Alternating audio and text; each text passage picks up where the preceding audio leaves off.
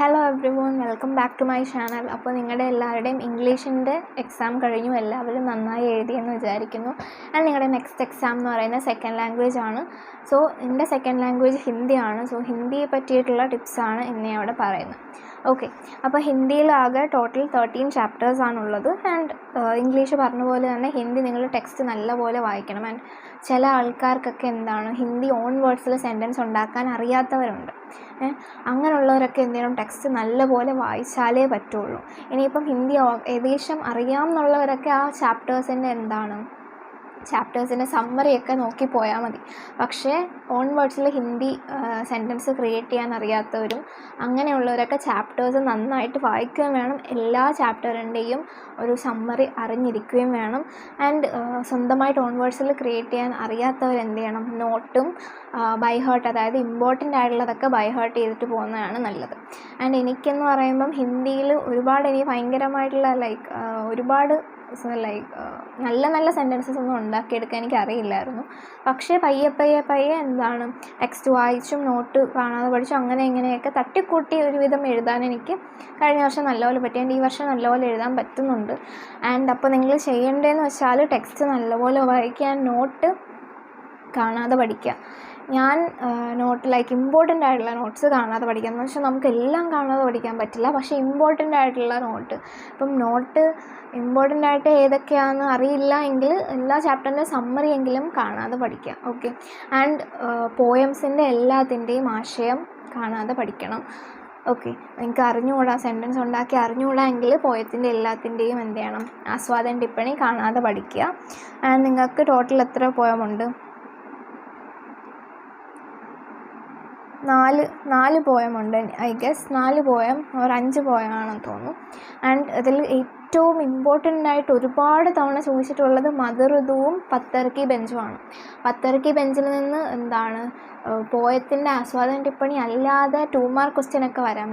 ആ പത്തർക്കി ബെഞ്ചിൽ എന്തൊക്കെയാണ് ഉള്ളത്, ഇമോഷൻസ്, പിന്നെ വയസ്സായ ആൾക്കാരുടെ ടെൻഷൻ, ആൻഡ് യങ് ആയിട്ടുള്ള ആൾക്കാരുടെ എന്താണ്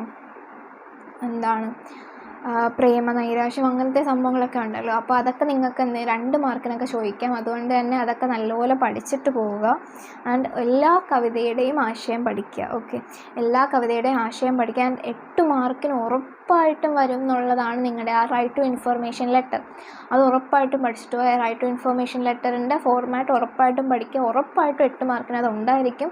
ആൻഡ് രണ്ടാമത്തെ 8 മാർക്കിൻ്റെ ഷുവർ ക്വസ്റ്റ്യനാണ് മറ്റേ പാരിഭാഷിക് ശബ്ദം, അതായത് ഇംഗ്ലീഷ് വേർഡ്സ്, ഹിന്ദി വേർഡ്സിൻ്റെ ഇംഗ്ലീഷ് മീനിങ്. അത് നിങ്ങൾക്കൊരു റൗണ്ടിനകത്ത് ഹിന്ദിയും ഇംഗ്ലീഷും വേർഡ്സ് തന്നിരിക്കും. ആൻഡ് അത് തമ്മിൽ മാച്ച് ചെയ്ത് എഴുതാൻ വേണ്ടിയിട്ടാണ് 8 വേർഡ്സ് ഉണ്ടായിരിക്കും.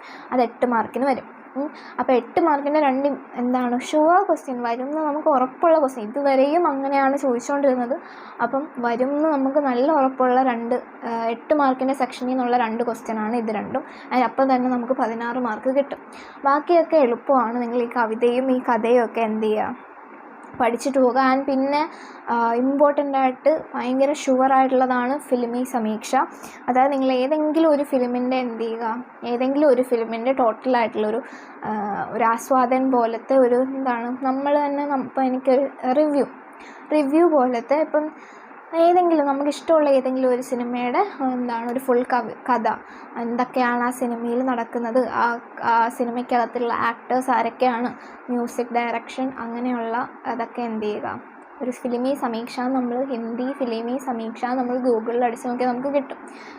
അപ്പോൾ നിങ്ങൾക്ക് ഇഷ്ടമുള്ള സിനിമയെപ്പറ്റി നിങ്ങൾക്ക് സ്വന്തമായിട്ട് എഴുതാൻ അറിയാമെങ്കിൽ ഇറ്റ്സ് ഗുഡ്. ആൻഡ് അറിയില്ല എങ്കിൽ നിങ്ങൾ കാണാതെ പഠിച്ചിട്ട് പോവുക. ഓക്കെ, ആൻഡ് നിങ്ങൾക്ക് വേറെ ഏത് സിനിമ എടുക്കണം എന്നറിയില്ല എങ്കിൽ നിങ്ങൾ ടെക്സ്റ്റ് ബുക്കിലുള്ള ബ്ലാക്ക് എന്നുള്ള സിനിമ തന്നെ പഠിച്ചിട്ട് പോവുക. ഓക്കെ, ഞാൻ എഴുതിയിട്ടുള്ള മറ്റേ താരേ സെമീൻ പർ എന്നാണ്. അപ്പോൾ നിങ്ങൾക്ക് ഈസി ആയിട്ടുള്ള, ഇപ്പോൾ യൂട്യൂബിലൊക്കെ നോക്കുകയാണെങ്കിലും താരേ സെമീൻ പറിൻ്റെ ഒക്കെ മീനിങ് ഉള്ള വീഡിയോസാണ് സൈലം പോലെയുള്ള അവരൊക്കെ എന്ത് ചെയ്തിരിക്കുന്നത്, വീഡിയോസായിട്ട് ഇട്ടിരിക്കുന്നത്. സോ അതൊക്കെ കണ്ട് നിങ്ങൾ കാണാതെ പഠിക്കുക. ആൻഡ് ഹിന്ദി ഒട്ടും അറിയാത്തവർ എഴുതി പഠിക്കുക. ഞാൻ അങ്ങനെയാണ് ചെയ്തുകൊണ്ടിരുന്നത് കഴിഞ്ഞ വർഷം. അതായത് ചിലതൊക്കെ എനിക്കാണെങ്കിൽ കാണാതെ പഠിക്കേണ്ടതൊക്കെ പെട്ടെന്ന് എനിക്ക് തലയിലോട്ട് കയറില്ല. അപ്പോൾ ഞാൻ എഴുതി പഠിക്കും, ഓരോ സെൻറ്റൻസായിട്ട് എഴുതി പഠിക്കാം. ഇപ്പോൾ ഒരു വലിയ പാരഗ്രാഫ് പഠിക്കണം, അപ്പോൾ ഞാൻ ഫസ്റ്റ് ലൈൻ എഴുതി പഠിക്കും, 3-4 പ്രാവശ്യം എഴുതി പഠിക്കും. എന്നിട്ട് അത് കാണാതെ ഇങ്ങനെ പറഞ്ഞു നോക്കും. എന്നിട്ട് അത് കഴിഞ്ഞ് സെക്കൻഡ് ലൈൻ എഴുതി പഠിക്കും. എന്നിട്ട് ഫസ്റ്റ് ലൈനും സെക്കൻഡ് ലൈനും കൂടെ ഒരുമിച്ച് പറയും. അത് കഴിഞ്ഞ് തേർഡ് ലൈൻ എഴുതി പഠിക്കും. അത് കഴിഞ്ഞ് ഫസ്റ്റ് സെക്കൻഡ് തേർഡ് ലൈനോട് ഒരുമിച്ച് പറയും. ഇങ്ങനെ പറയും തോറും നമ്മൾ ഫസ്റ്റ് സെക്കൻഡ് ഇങ്ങനെ ലൈൻസ് ഇങ്ങനെ റിപ്പീറ്റ് ചെയ്താണ് പറഞ്ഞുകൊണ്ടിരിക്കുന്നത്. ആൻഡ് അപ്പോൾ നമുക്കത് എന്ത് ചെയ്യും, മനസ്സിൽ ഉറയ്ക്കും. ഓക്കെ, അപ്പം ഹിന്ദി അറിയാത്തവർ കാണാതെ പഠിക്കുക. ആൻഡ് വായിച്ച് ഒരുപാട് നേരം വായിച്ചിട്ടും പഠിക്കാൻ പറ്റാത്തവർ എന്ത് ചെയ്യുക, എഴുതി പഠിക്കുക. നിങ്ങൾക്ക് എനിക്കെന്ന് പറഞ്ഞാൽ തുടക്കത്തിലൊക്കെ +1 തുടക്കത്തിലൊക്കെ എനിക്ക് ഹിന്ദി പഠിക്കാൻ നല്ല ടൈം കൺസ്യൂമിങ് ആയിരുന്നു. ഓക്കെ, പക്ഷേ പിന്നെ നമ്മളത് പഠിച്ച് വരുമ്പോൾ നമുക്കത് ശീലമാവുമെന്ന് വെച്ചാൽ പിന്നെ നമുക്ക് കുറച്ച് ടൈമേ എടുക്കുകയുള്ളൂ. നമുക്ക് കുറേ വേർഡ്സൊക്കെ നമുക്ക് തന്നെ എന്ത് ചെയ്യാൻ പറ്റും, നമുക്ക് തന്നെ കുറേ വേർഡ്സ് സ്വന്തമായിട്ട് നമുക്ക് എഴുതാൻ പറ്റും. അങ്ങനെയൊക്കെയുള്ള അവസ്ഥയിലെത്തും. സോ നിങ്ങൾക്ക് എല്ലാവർക്കും ആ ഒരു രീതിയിലെത്തും. സോ എല്ലാം പഠിച്ചിട്ട് പോകാൻ സമ്പാദകീയ എന്ന് വെച്ചാൽ ന്യൂസ് പേപ്പർ റിപ്പോർട്ട് എഴുതുന്നത് എങ്ങനെയാണെന്ന് നോക്കിയിട്ട് പോവുക. ആൻഡ് എല്ലാ ചാപ്റ്റേഴ്സും നല്ലപോലെ വായിക്കുക. ഓക്കെ, ആൻഡ് നിങ്ങൾക്ക് ക്വസ്റ്റ്യൻ പറയുമ്പോൾ നിങ്ങൾ ഹിന്ദിയിൽ അധികം ടൈം മാനേജ്മെൻറ്റ് കാര്യമില്ല. ഹിന്ദിയിൽ എനിക്ക് നല്ല മിക്ക ആൾക്കാർക്കും ഹിന്ദിയിൽ എക്സ്ട്രാ ടൈം കിട്ടാറുണ്ട് എഴുതി കഴിഞ്ഞിട്ട്. നിങ്ങൾ എഴുതി കഴിഞ്ഞിട്ട് വെറുതെ ഇരിക്കുകയാണ് എങ്കിൽ എക്സ്ട്രാ ക്വസ്റ്റ്യനും കൂടെ എഴുതിക്കോളൂ. ഓക്കെ, ചിലപ്പോൾ നമ്മളിനിയും ഏതെങ്കിലുമൊക്കെ എഴുതുമ്പം എന്തെങ്കിലും ഗ്രാമർ മിസ്റ്റേക്ക് എന്തെങ്കിലും അങ്ങനെയൊക്കെ വന്ന് മാർക്ക് എല്ലാം പോയാലും നമ്മൾ എക്സ്ട്രാ എഴുതിയിട്ടുള്ളതിൽ നിന്ന് മാർക്ക് കിട്ടുമല്ലോ. ആൻഡ് ഹിന്ദിയുടെ ഒരു കാര്യം എന്ന് വെച്ചാൽ വലിയ രീതിയിലൊന്നും ഗ്രാമറിന് മാർക്ക് കുറയ്ക്കില്ല. ഓക്കെ, വലിയ രീതിയിൽ മാർക്ക് കുറയ്ക്കില്ല എന്ന് വെച്ചാൽ ഭയങ്കര ബേസിക്കായിട്ടുള്ള തിങ്സൊക്കെ ഗ്രാമർ മിസ്റ്റേക്ക് വന്നാൽ കുറയ്ക്കാൻ ചാൻസ് ഉണ്ട്. ലൈക്ക് ഇപ്പം മേം എഴുതുകയാണെങ്കിൽ മേമിന് ഞാനെന്നുള്ളതിന് മേമിന് 2 ഇത് വരെ ഇട്ടില്ലെങ്കിൽ അങ്ങനെയുള്ളതിനൊക്കെ മാർക്ക് കുറയ്ക്കും. അല്ലാതെ ഇപ്പോൾ നമ്മളിങ്ങനെ എഴുതി നമ്മൾ സ്വന്തമായിട്ട് സെൻറ്റൻസ് ഉണ്ടാക്കി വരുമ്പോൾ എന്തെങ്കിലും ചെറിയ മിസ്റ്റേക്ക്, അതായത് കെയോ കായോ അങ്ങനെ എന്തെങ്കിലുമൊക്കെ മാറിപ്പോയാലും അധികം മാർക്ക് കുറയ്ക്കില്ല ഹിന്ദിക്ക്. സോ നിങ്ങൾ അത് പേടിക്കേണ്ട. നിങ്ങൾ നല്ലപോലെ പഠിച്ചിട്ട് പോകുക. ആൻഡ് ഹിന്ദി എക്സാം എളുപ്പമായിരിക്കും. ആൻഡ് പിന്നെ നിങ്ങൾ ഒരു ശ്രദ്ധിക്കേണ്ട ഭയങ്കരമായിട്ട് ഇമ്പോർട്ടൻ്റ് ഉള്ള കാര്യമാണ്, നമ്മളിപ്പോൾ ഒരു വലിയ പാരഗ്രാഫ് വന്നിട്ട് നമ്മളത് 1/3 ആക്കി എഴുതാൻ പറയുമല്ലോ 6 മാർക്കിന്. 1/3 ആക്കി എഴുതാൻ പറയുമ്പോൾ നമ്മൾ ആ ഒരു പാരഗ്രാഫ് വായിച്ചിട്ട് നമുക്കതിൽ നിന്ന് എന്താണ് മനസ്സിലായത് അല്ലെങ്കിൽ ആ പാരഗ്രാഫിൽ എന്താണ് പറയുന്നതെന്ന് ഒരു ഷോർട്ടായിട്ട് 3 or 4 ലൈൻസിന് ഒരു ചെറിയ ഒരു പാരഗ്രാഫ് ആക്കുന്നതിനാണ് 6 മാർക്ക്. ഓക്കെ, ചെറിയൊരു പാരഗ്രാഫ് ആക്കുന്നതിനാണ് 6 മാർക്ക് നിങ്ങൾക്ക് കിട്ടുക. ഈ 6 മാർക്ക് കിട്ടുന്ന ഇതിന് നമ്മൾ എന്ത് ചെയ്യണം, ഹെഡിങ് കൊടുക്കണം. ഇപ്പം എന്തെങ്കിലും ഹെഡിങ് കൊടുത്താൽ മതി. ഇപ്പം അതിലെന്തെങ്കിലും നമ്മുടെ ഇന്ത്യയെക്കുറിച്ച് എന്തെങ്കിലും പറയുന്ന പാരഗ്രാഫാണെങ്കിൽ ഭാരത് എന്ന് ഹെഡിങ് കൊടുക്കുക. എന്നിട്ട് താഴെ 3 ലൈൻ ഓർ 4 ലൈൻ നമ്മൾ ചുരുക്കി എഴുതുക. നിങ്ങൾക്കിപ്പോൾ ചുരുക്കി എഴുതാൻ അറിയില്ല എങ്കിലും എന്ത് ചെയ്യുക, ആ പാരഗ്രാഫിൽ നിന്ന് തന്നെ സെൻറ്റൻസസ് എടുക്കുക. അപ്പോൾ ഫസ്റ്റ് ലൈനും പിന്നെ ഇടയ്ക്കുള്ള എന്തെങ്കിലും ലൈനും അങ്ങനെ എന്തെങ്കിലും ഏതെങ്കിലും ലൈനല്ല, ഒരു മീനിങ് ഉള്ള ലൈൻ എടുക്കുക. ആൻഡ് എന്ന് വെച്ചാൽ ഒട്ടും ചുരുക്കി എഴുതാൻ അറിയാത്തവർക്കാണ് ഞാൻ പറയുന്നത്. ഓക്കെ, അപ്പോൾ നിങ്ങൾക്ക് അങ്ങനെ എന്തെങ്കിലും എഴുതുക. ആൻഡ് ഇതിന് ഹെഡിങ് കൊടുക്കണം, ഒരിക്കലും മറക്കാൻ പാടില്ല. ഹെഡിങ് കൊടുത്തില്ലെങ്കിൽ 1 മാർക്ക് പോകും. എനിക്ക് പോയിട്ടുള്ളതുകൊണ്ടാണ്. എനിക്ക് ഓണം എക്സാമിന് ലാസ്റ്റ് എക്സാമിനല്ല, ഓണം ഓർ ക്രിസ്മസ് എക്സാമിന് ഇതുപോലെ ഞാൻ ഹെഡിങ് കൊടുക്കാതെ എനിക്ക് 1 മാർക്ക് പോയതാണ്. സോ അങ്ങനെ ചുരുക്കി എഴുതാനുള്ള അതിന് എന്ത് ചെയ്യുക, ഹെഡിങ് ഉറപ്പായിട്ടും കൊടുക്കണം. മിക്കവരും ഈ ഹെഡിങ്ങിൻ്റെ കാര്യം ഓർക്കില്ല. പക്ഷേ ഹെഡിങ് കൊടുത്തില്ലെങ്കിൽ 1 മാർക്ക് ഉറപ്പായിട്ടും പോകും. കാരണം അത് കമ്പൽസറി ക്വസ്റ്റ്യൻ ആണ്.